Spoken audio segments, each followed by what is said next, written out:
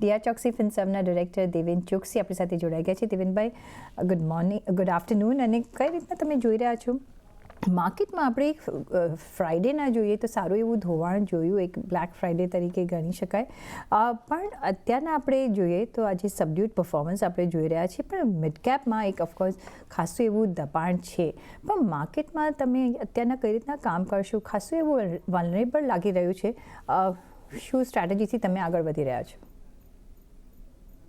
I think overall market really, of course, good afternoon. Overall માર્કેટનું જે environment જે છે એની અંદર એક તરફ જે વેચવાલી હતી એ વેચવાલી લાર્જલી પ્રોફિટ બુકિંગ લેડ વેચવાલી હતી જે છેલ્લા વીકમાં આપણે જોઈ. અને આઈ થિંક એનો એક રીઝન એ પણ છે કે અમુક કંપનીના વેલ્યુએશન્સ જે સ્કેલ અપ થઈ ગયા હતા એની સામે ગ્લોબલ ટ્રેડર્સોએ પોતાનો પોર્ટફોલિયો ઓફલોડ કર્યો. પણ જે વસ્તુ સાયલન્ટલી થઈ અને કદાચ એનો ઓબ્ઝર્વ નથી કરવામાં જેટલી થવી જોઈએ એટલી ઇન્ડિયન ડોમેસ્ટિક ફંડોએ આઈ થિંક આ ટાઈમની અંદર જે વેચવાલી થઈને લગભગ 3 ગણાથી વધારે પૈસા ડિપ્લોય કરી અને બધી જ વેચવાલી એબ્સોર્બ કરી લીધી છે, વિચ મીન્સ કે માર્કેટના ફંડામેન્ટલ્સ ઇન્ટેક્ટ છે, લિક્વિડિટી પણ ઇન્ટેક્ટ છે અને માર્કેટની અંદર ઓવરઓલ ઓપોર્ચ્યુનિટી માટેની એક હંગર છે. તો એ જે હંગર જે છે ઓપોર્ચ્યુનિટી માટેની, એને કારણે every sell off is resulting into the buy position in the Indian market. Having said that, જે કંપનીઓના વેલ્યુએશન સમય કરતા વહેલા મેચ્યોર થયા છે એમાં કદાચ પ્રેશર વધારે આવી રહ્યું છે, એમાં કદાચ વેચવાલી વધારે આવી રહી છે.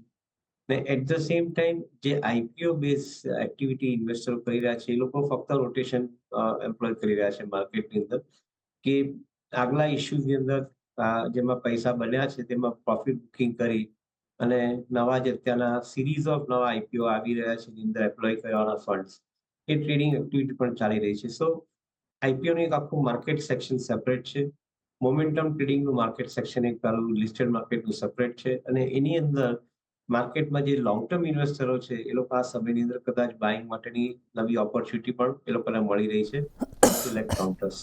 So this is how I think you can simplify the entire trading pattern આખા માર્કેટની અંદર જે થઈ રહી છે ને. લિક્વિડિટી વિથ હીપ્સ એન્ડ બાઉન્સીસ છે, આપણે જાણીએ છીએ, કારણ કે વોટ એવર જે ડાઉન જતું હોય છે market, everything gets spot over. પણ સાથે સાથે એક લિક્વિડિટી જે બીજો એક સેક્શન જે સક કરી રહ્યો છે એ છે પ્રાઇમરી માર્કેટ. અત્યારના આપણે રોજ આઈપીઓઝ આવતા જોઈ રહ્યા છીએ, રોજ આપણે જોઈ રહ્યા છીએ કે પ્રીમિયમ પર લિસ્ટ થતા જોઈ રહ્યા છે. કઈ રીતના તમે આ માર્કેટને જોઈ રહ્યા છો? એઝ ફોર એક્ઝામ્પલ આજે બજાજ હાઉસિંગ ફિનાન્સ નો પણ એક આઈપીઓ આવ્યો છે ને તમને લાગે છે કે now everybody wants to take advantage કે અત્યારના માર્કેટમાં ગોઈંગ ઇઝ ગુડ, તો ચલો એક આઈપીઓ થ્રુ આપણે જે પૈસા એકત્ર કરવા છે એક અત્યારના ઓપોર્ચ્યુનિટી મળી રહી છે. કઈ રીતના તમે જોશો? બજાજ હાઉસિંગ ફાઇનાન્સ છે એક ક્રોસ કરીને જે આ કંપની સ્પેશિયાલિટી એન્જિનિયરિંગ સાથે ઓટો એન્સિલરી તરીકે આવી રહી છે, અથવા ઇવન ટોલિન ટાયર્સ એનો પણ આજે આઈપીઓ ખુલ્યો છે. આ દરેક કંપનીની અંદર અંડરલાઇંગ એઝમ્પશન ગ્રોથનું છે.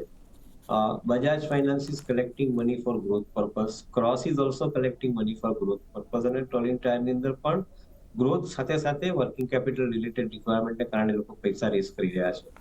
સો એક પોઈન્ટ બહુ ક્લિયર છે કે જે કંપનીઓ માર્કેટમાં એન્ટર થઈ રહી છે એ લોકોની પાસે growth related programs already built in થયા છે અને એને કારણે લોકો માર્કેટમાં એન્ટર થઈ રહ્યા છે. In my view point, I think જે લોકો લોંગ ટર્મ ઇન્વેસ્ટમેન્ટ કરે છે એ લોકોને ગ્રોથની ઉપર ફોકસ રાખવા માટેની જરૂરિયાત બને છે આ સમયની અંદર. અને હું હંમેશા એવી રીતે પુટઅપ કરતો હોઉં છું કે જે સારી કંપની સારા પ્રમોટર તરફથી માર્કેટમાં જ્યારે એન્ટર થતી હોય ત્યારે you focus on long term investment. Short ટર્મમાં કદાચ તમને ઓપોર્ચ્યુનિટી ચોક્કસ મળે 50-100% વચ્ચે રિટર્ન કમાવાની, કારણ કે માર્કેટ જ આખું લિક્વિડિટી ડ્રીવન છે. પણ જે લોકો લોંગ ટર્મ એપ્રોચ રાખે છે એ લોકો માટે કદાચ બજારમાં જ્યારે કોઈ બી કરેક્શન આવે એ બાઇંગ માટેની સારામાં સારી ઓપોર્ચ્યુનિટી હોય છે. આઈપીઓ લિસ્ટેડ કંપની ઇન્ક્લુડેડ છે. So we like to buy some of the good quality stocks જે અત્યારના બી લિસ્ટેડ થયા છે. એમાં બી અમુક કંપનીઓ સારી છે જેમાં કરેક્શન આવ્યું છે. જે નવી કંપનીઓ માર્કેટમાં એન્ટર થઈ રહી છે એની અંદર પણ ઓપોર્ચ્યુનિટી અમારા હિસાબે સારી છે. સો ઇન્વેસ્ટમેન્ટ પોઈન્ટ ઓફ વ્યૂથી definitely this is a good opportunity. Individual કંપનીના કદાચ બિઝનેસ માટે આપણે વાત કરીએ તો કરી શકાય. I think this is definitely I think a good time ahead for them. પણ પ્રાઇમરી માર્કેટમાં આપણે જોઈએ દેવેનભાઈ, જેમ મેં કહ્યું કે લિક્વિડિટી અત્યારના ભરપૂર છે ને everybody wants to take advantage. એમાં જે બિગ કંપનીઝ જે જૂની કંપની છે, જે લાઈક બજાજ નો આપણે જો એક્ઝામ્પલ લઈએ, બીજી બાજુ છે અપકમિંગ વિથ ન્યૂ આઈડિયાઝ, કારણ કે આપણું પોપ્યુલેશન યંગ છે અને ઘણા નવા આઈડિયાઝથી હવે બધાએ આંત્રપ્રોન્યોર્સ બન્યું છે, એટલે એ પણ આપણે નવા આઈડિયાઝ પણ જોઈ રહ્યા છીએ, જે આપણા ઓફકોર્સ દેશના ગ્રોથ માટે જરૂરી છે.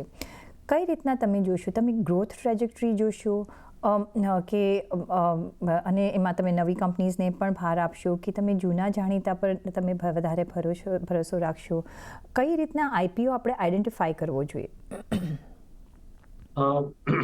ફ્રેન્કલી બિઝનેસ મોડલ પહેલું જોવું જોઈએ. બજાજ હાઉસિંગ ફાઇનાન્સ છે તો એક હાઉસિંગ ફાઇનાન્સ કંપની છે, pure focus housing finance company છે.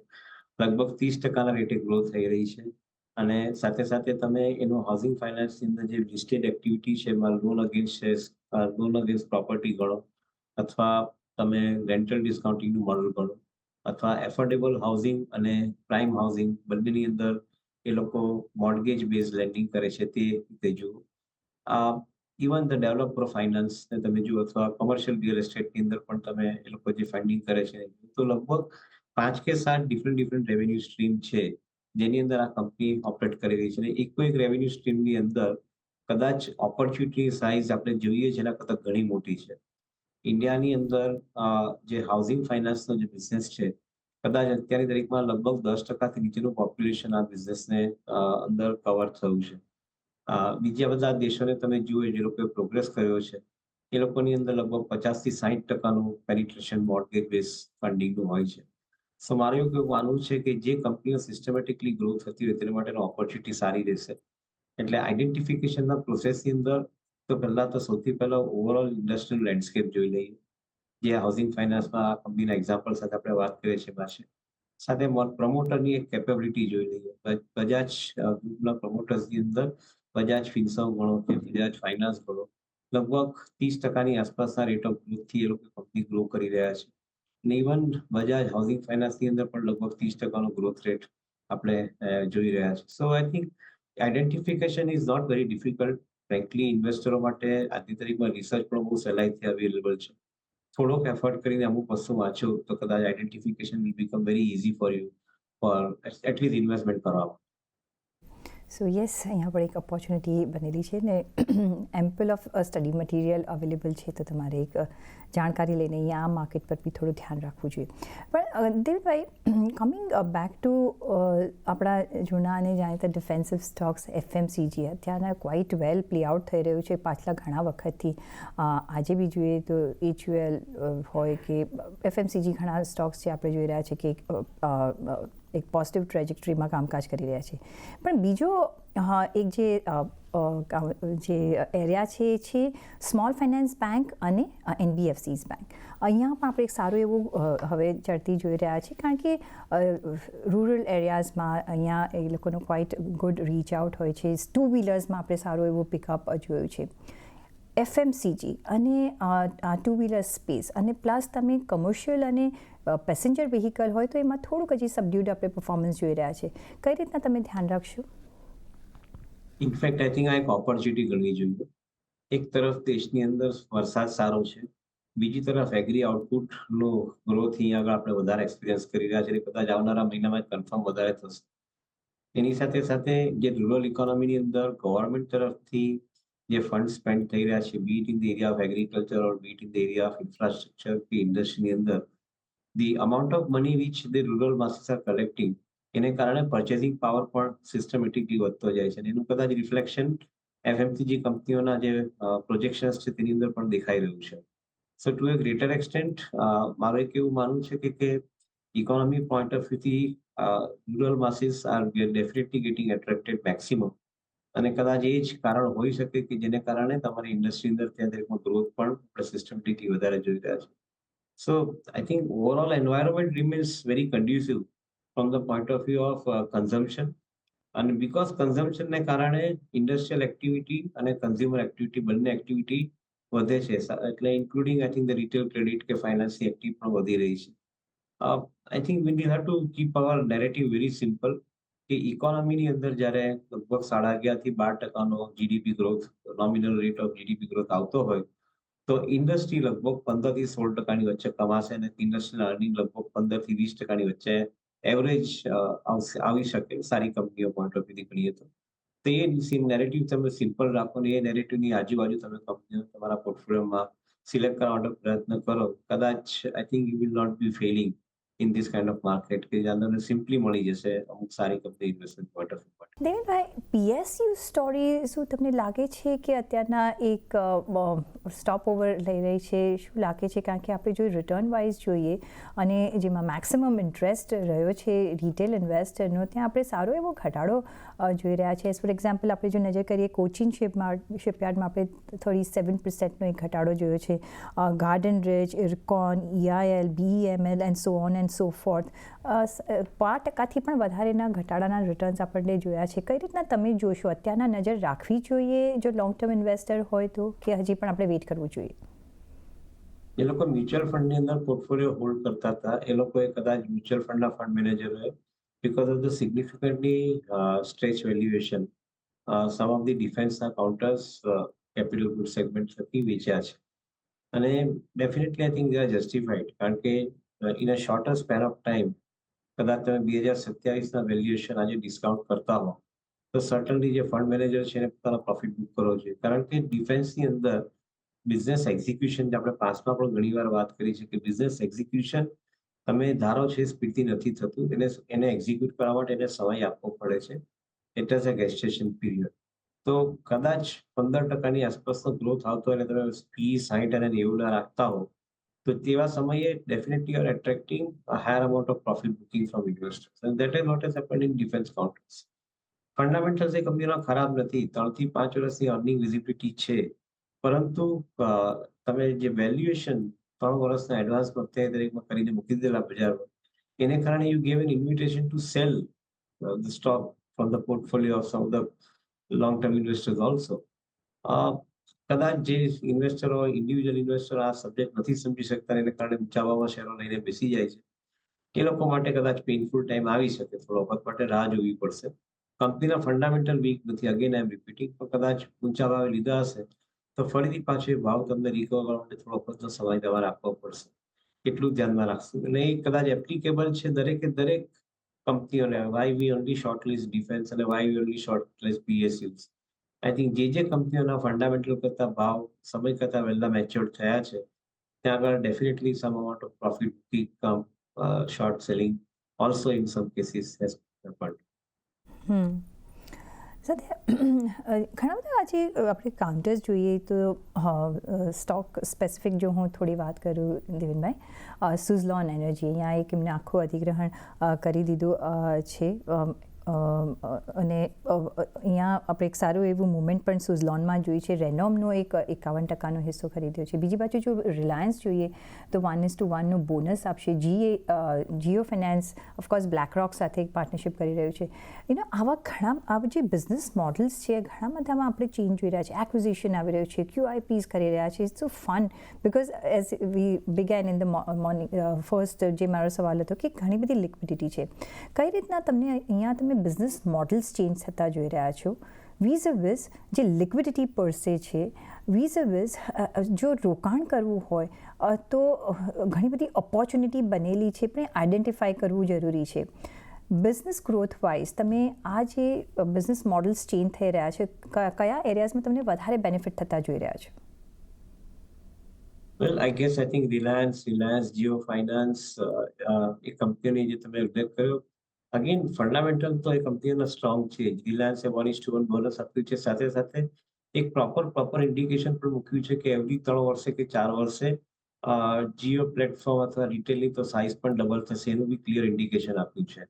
ઇન્ક્લુડિંગ જે રિન્યુએબલ બિઝનેસ છે તે બિઝનેસ હવે જે શરૂ થઈ રહ્યો છે એની અંદર પણ એ લોકોએ એક વ્યવસ્થિત માર્ગદર્શન આપ્યું છે કે આવનારા 5 વર્ષની અંદર કમ્પ્લીટ ઇકોસિસ્ટમ સાથે આખો આ બિઝનેસ ડબલ થશે આ લેવલથી. સો વિચ મીન્સ કે કંપનીએ પોતાના જે એક્સપાન્શન કેરી કર્યા છે દરેક વર્ટિકલની અંદર, એમાં ફોર્ચ્યુનેટલી ઘણી ક્લેરિટી આપી છે, ઇન્ક્લુડિંગ ફિનસર્વની અંદર પણ જીઓ ફાઇનાન્સની અંદર પણ સિગ્નિફિકન્ટ અમાઉન્ટ ઓફ ક્લેરિટી આપવામાં આવી છે કે કઈ ટાઈપના બિઝનેસીસ કંપની પરસ્યુ કરી રહી છે. આજે બી એ લોકોએ જે એડવાઇઝરી બિઝનેસ માટે બ્લેકરોક સાથે ટાઈઅપની વાત કરી, that is a very clear indication that they are talking about completing the entire value chain within the investment territory. So I think we are practically convinced કે આ કંપનીનો બિઝનેસ મોડલ ઇન્ટેક્ટ છે. મે બી ઇન્વેસ્ટરોને momentum નથી એટલા માટે એ લોકો આ કંપનીઓ બાય નથી કરી રહ્યા.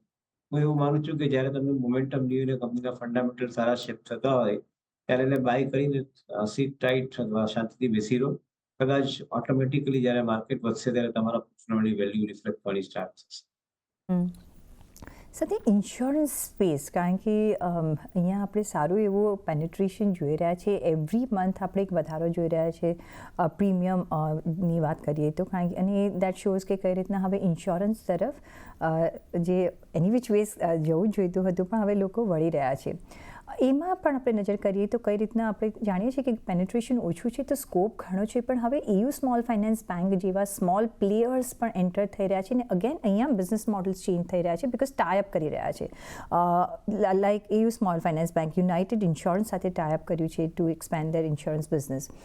કઈ રીતના તમે ઇન્સ્યોરન્સ એઝ અ સેક્ટર જોઈ રહ્યા છો વિઝ જે આ સ્મોલ બેંક્સ જે આગળ આવી રહી છે, બિઝનેસ વધારી રહી છે, કઈ રીતના તમે જોશો, કઈ રીતના ઓપોર્ચ્યુનિટીઝ બનેલી છે? ઇન્ટરેસ્ટિંગ ક્વેશ્ચન અને ડેફિનેટલી આવનારા સમય માટે બહુ મહત્વનો ક્વેશ્ચન.